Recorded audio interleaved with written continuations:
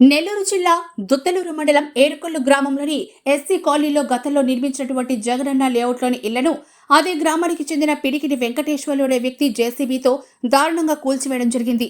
ఈ విషయాన్ని గమనించిన గ్రామస్తులు వెంటనే పోలీసు రెవెన్యూ అధికారులకు సమాచారం ఇచ్చారు. సమాచారం అందుకున్న పోలీసులు ఘటనా స్థలానికి వచ్చి వెంకటేశ్వర్లను అక్కడే ఉన్న జేసీబీ వాహనాన్ని అదుపులోకి తీసుకున్నారు. ఏరుకొల్లు గ్రామంలోని ఎస్సీ కాలనీలో గత ప్రభుత్వంలో ఏర్పాటు చేసిన జగనన్న లేఅవుట్లో 37 మందికి ఇళ్ల స్థలాలు కేటాయించారు. వాటిలో కొందరు ఇళ్ల నిర్మాణాలను చేపట్టారు.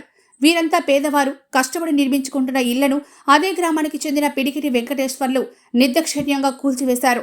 దీంతో నిరుపేద ఎస్సీ కాలనీ వాసులు ఏమీ తోచని స్థితిలో అధికారులకు సమాచారం ఇచ్చారు.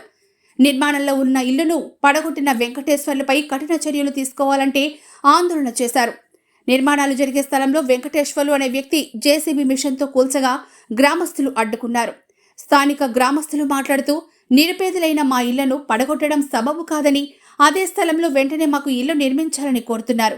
ఘటన జరిగిన వెంటనే సంఘటనా స్థలానికి Kavali DSP Venkataramana, Udayagiri CI Giribabu, Duttaluru SI Umashankar చేరుకొని ఈ ఘటనపై స్థానికులను వివరాలు అడిగి తెలుసుకున్నారు. కేసు నమోదు చేసి దర్యాప్తు చేస్తున్నారు. ఈ ఘటనకు సంబంధించి లేఅవుట్లో నిర్మాణంలో ఉన్న ఇళ్లను కూల్చిన వెంకటేశ్వర్లుపై కఠిన చర్యలు తీసుకోవాలంటూ గ్రామస్తులు కోరుతున్నారు. మాది ఏరుకొల్లు ఎస్సీ కాలనీ, దుత్తలూరు మండలం, నెల్లూరు డిస్టిక్ అండి. పోయిన ప్రభుత్వంలో మాకు ఇలా ఇళ్ల పట్టాలు ఇవ్వడం జరిగింది. మాకు వాటిని మా వైఎస్ఆర్ జగన్ వాళ్ళ అధికారంలో ఉన్నప్పుడు మాకు వీటికి పట్టాలనేది ఇవ్వడం జరిగింది. మేము వీటిని కష్టాలు చేసి వాళ్ళు ఇచ్చిన మెటీరియల్తో కూడా, మా కష్టజీతంతో కూడా మేము ఒక 30-40 వేలు దాకా ఖర్చు పెట్టుకొని మేము ఇంత మంచిగా ఇల్లులు కట్టుకుంటున్నాము. సో నిన్న మా ఏరుకొల్లు డీలర్ అనే అతను, వెంకటేశ్వర్లు అనే అతను మా ఊరికి జేసీబీ పంపించడం జరిగింది. జేసీబీ రావడం మేము ఏదో తమాషాగా ఏదో పని మీద వచ్చిందని మేము అనుకున్నాము. తీరా వచ్చి చూస్తే సగం ఇల్లులన్నీ పడగొట్టేస్తున్నారు.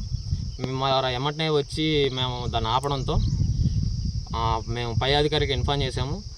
ఇన్ఫార్మ్ చేయడంతో మాకు ఇక్కడికి రెవెన్యూ వాళ్ళు, ఎస్ఐ అండ్ డిఎస్పీ వాళ్ళు వచ్చారు. వచ్చి మాకు ఇక్కడ మీకు కలిగినటువంటి నష్టానికి మేము న్యాయం చేస్తామని చెప్పి అతను అదుపులోకి తీసుకున్నారు. అదుపులోకి తీసుకొని మాకు నష్టపరిహారం చేస్తా అని చెప్పారు.